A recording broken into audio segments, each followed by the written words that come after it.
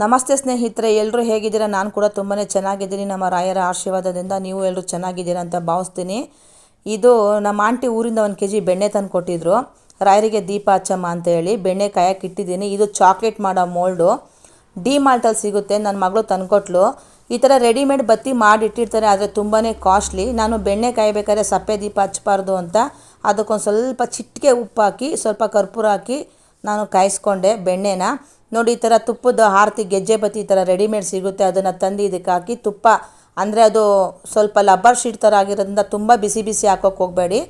ಸ್ವಲ್ಪ ಬೆಣ್ಣೆ ಕಾಯ್ದು ಮೀಡಿಯಮ್ ಬಿಸಿ ಇದ್ದಾಗ ಇದಕ್ಕೆ ಹಾಕಿ ಈ ಥರ ಅರ್ಜೆಂಟಾಗಿ ಬೇಕು ಅಂತಂದರೆ ಅದನ್ನು ಫೀಸರಲ್ಲಿ ಇಟ್ಟರೆ ಬೇಗ ಆಗುತ್ತೆ.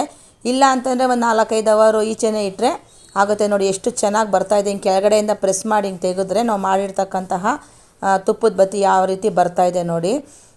ಮನೆಯಲ್ಲೇ ಮಾಡಿ ಇಟ್ಕೊಂಡ್ರೆ ಬೇಕಾಗುತ್ತೆ.